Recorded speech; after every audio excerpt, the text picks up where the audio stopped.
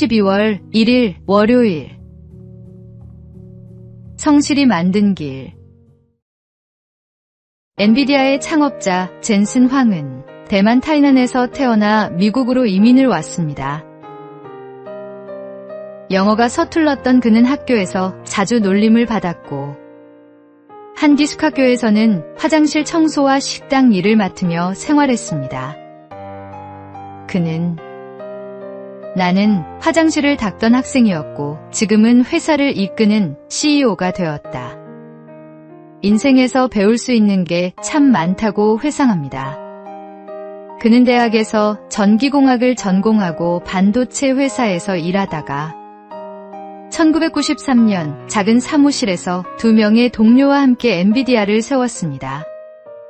당시만 해도 그래픽 칩은 게임용 부품 정도로 여겨졌지만 이후 엔비디아는 인공지능 칩을 개발하며 세계 기술 산업의 중심에 섰습니다. 젠슨 황은 한 인터뷰에서 이렇게 말했습니다. 나는 사람들을 쉽게 포기하지 않는다. 그들이 더 나아질 수 있다고 믿기 때문이다. 작은 일에도 정직하고 사람의 가능성을 믿으며 오랫동안 같은 자리를 지켜온 그의 모습은 포기하지 않는 성실함이 얼마나 큰 힘이 되는지를 보여줍니다. 우리도 하나님께서 주신 장점이 있습니다. 그것이 기술이든 섬김이든 혹은 묵묵한 성실함이든 그 장점을 포기하지 않고 끝까지 살릴 때 하나님께서 놀라운 일을 이루십니다. 오늘의 말씀. 그런즉 너희는 먼저 그의 나라와 그의 의를 구하라. 그리하면 이 모든 것을 너희에게 더하시리라. 오늘의 만나. 하나님께서 각자에게 주신 재능은 크기가 아니라 충성도로 빛납니다. 작은 일에 성실한 사람이 큰 일에도 신실할 수 있습니다.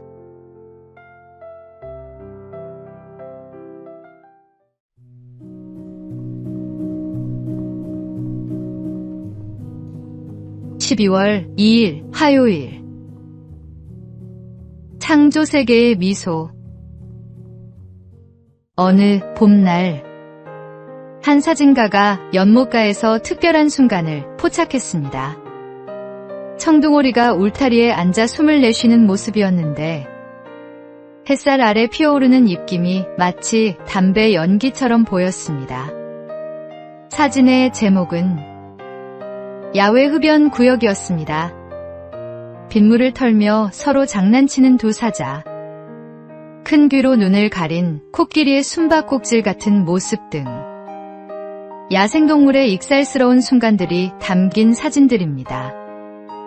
이 사진들은 2015년부터 시작된 코미디 야생동물 사진전의 작품들입니다.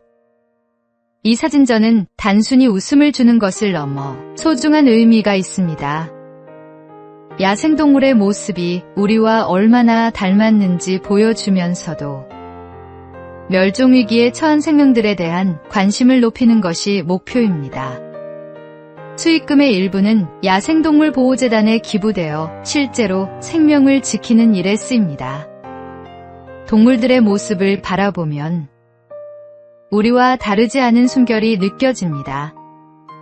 그들도 하나님께서 돌보시는 피조물이며 우리가 함께 지켜야 할 이웃입니다. 하나님의 창조 세계를 돌보는 일은 곧 창조주 하나님을 사랑하는 또 하나의 방법입니다. 오늘의 말씀. 하나님이 지으신 그 모든 것을 보시니 보시기에 심히 좋았더라. 오늘의 만나. 하나님이 지으신 모든 생명에는 존재의 이유가 있습니다. 작은 피조물 하나에도 그분의 사랑이 담겨 있음을 기억하십시오.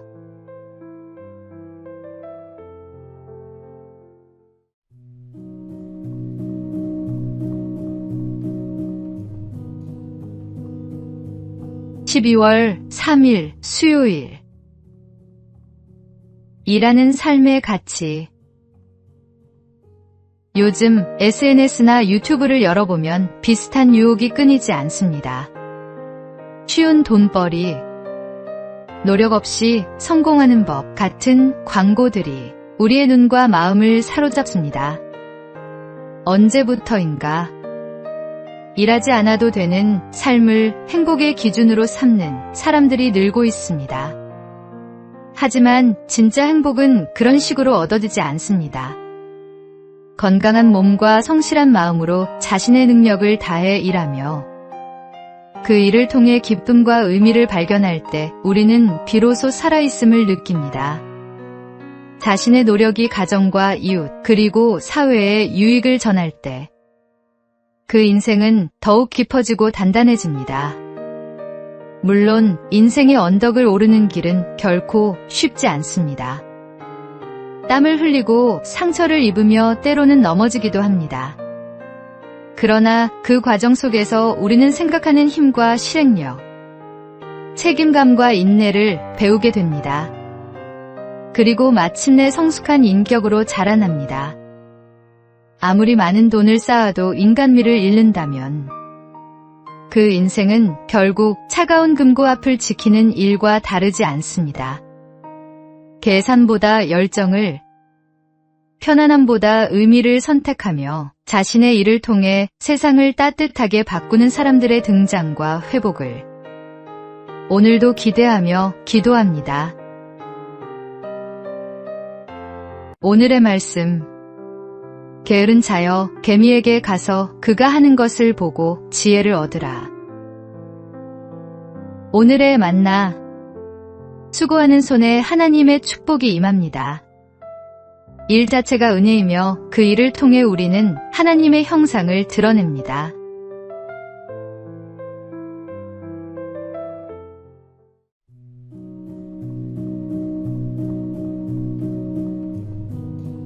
(12월 4일) 목요일. 마음을 여는 대화의 원칙. 사람과의 관계는 말 한마디에서 시작되고 그 말로 무너질 때도 있습니다.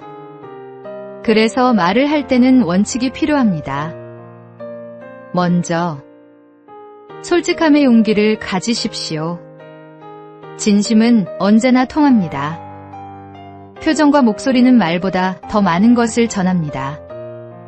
일치되지 않으면 상대는 혼란스러워집니다. 불만이 있어도 감정을 절제하십시오. 흥분된 언어는 관계를 망가뜨립니다. 사실만이 아닌 마음도 표현하십시오. 감정이 담긴 대화는 사람을 가깝게 만듭니다. 너는 이래보다는 너는 그렇게 하더라라고 말하십시오. 존재를 단정하기보다 행동을 이야기하는 것이 좋습니다. 비판이 필요할 때도 너는이 아닌 나는 이렇게 느꼈어로 시작하면 마음의 문이 열립니다. 어렵고 모호한 말보다 명확하고 따뜻한 말이 사람을 살립니다. 마지막으로 내 말을 줄이고 상대의 이야기를 들어주는 귀를 가지십시오. 그것이 존중의 시작입니다. 이 원칙을 마음에 새기면 관계는 훨씬 단단해집니다. 오늘 하루 당신의 말이 누군가의 마음을 위로하고 세워주는 씨앗이 되길 바랍니다. 오늘의 말씀. 유순한 대답은 분노를 쉬게 하여도 과격한 말은 노를 격동하느니라. 오늘의 만나.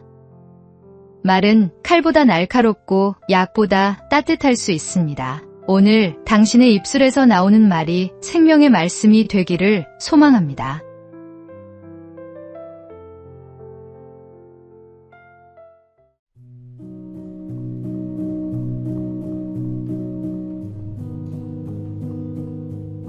(12월 5일) 금요일. 신호를 지키는 것.